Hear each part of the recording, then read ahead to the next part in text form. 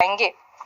JBT भर्ती counselling एक बार फिर कोर्ट में पहुंच गई है और देखिए ये बैच वाइज आधार पर भर्ती हो रही थी। दरअसल जो याचिकाकर्ता हैं उनकी ओर से शिकायत ये की गई है कि एनसीटीई की गाइडलाइंस के मुताबिक ये बिल्कुल पात्र थे, लेकिन उसके बावजूद भी इन्हें काउंसलिंग की प्रक्रिया के लिए नहीं बुलाया गया। हालांकि दूसरी ओर एडवोकेट जनरल की ओर से ये कहा गया है कि जो जेबीटी भर्ती नियम है उसके मुताबिक ये पात्र नहीं थे, इसलिए इन्हें नहीं बुलाया गया। अब इस मामले की सुनवाई 12 दिसंबर 2023 को रखी गई है और इसके साथ ही ये कह दिया गया है कि काउंसलिंग प्रक्रिया जारी रहेगी, लेकिन अभी नियुक्ति यहाँ सरकार की ओर से नहीं की जाएगी। अगर की भी जाएगी तो कोर्ट को पूछकर ही इन्हें ये नियुक्ति पूरी करनी होगी। तो उससे पहले काउंसलिंग प्रक्रिया जरूर जारी रहेगी। अब अगली सुनवाई जैसा कि 12 दिसंबर 2023 को रखी गई है, इसमें देखना होगा इस मैटर को लेकर अब क्या कुछ होता है। याचिकाकर्ताओं का आरोप यहाँ सही है या फिर दूसरी ओर राज्य सरकार की ओर से जो भर्ती नियमों का हवाला दिया जा रहा है वो बात सही है। बाद में ही ये चीज क्लियर हो पाएगी।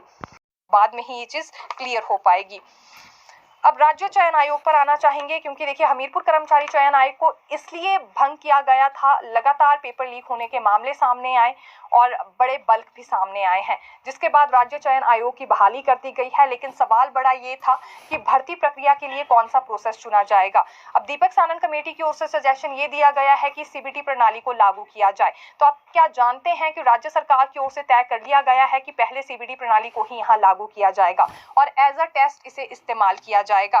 दरअसल यहाँ टाटा कंसल्टेंसी सर्विसेज से ये पहली परीक्षा करवाई जाएगी। ये पायलट आधार पर भर्ती होने वाली है और जो भर्ती होगी ये ऑपरेशन थिएटर असिस्टेंट्स की यहाँ पर भर्ती करवाई जा रही है। यानी कि पहले से क्योंकि आवेदन मांगे गए थे 1800 के करीब ये आवेदन आए थे, उसके बाद लोक सेवा आयोग को भी ये पोस्टपोर्ट दिया गया था, फिर वापस ले लिया गया था और अब पहली भर्ती इनकी होने वाली है जिसमें सीबीटी प्रणाली लागू की जाएगी। और जैसा कि हमने कहा टाटा कंसल्टेंसी सर्विसेज से ये भर्ती करवाई जाएगी। पायलट आधार पर भर्ती हो रही है। पायलट आधार पर अगर हम इसकी पूरी तरह से डेफिनेशन आपको ब्रीफ करें तो एक तरह से ये टेस्ट किया जाएगा कि ये भर्ती एक तरह से सक्सेसफुल हो पाती है इस प्रणाली के साथ या नहीं। उसके बाद सीबीटी प्रणाली ही आने वाली भर्तियों के लिए भी लागू की जाएगी और यहाँ टाटा कंसल्टेंसी सर्विसेज को ही अगला भी जिम्मा दिया जाएगा। लेकिन अगर ये एक तरह से सही नहीं उतरती है, सीबीटी प्रणाली में कुछ खामियां पाई जाती है, तो हो सकता है फिर से इसे बदला जाए।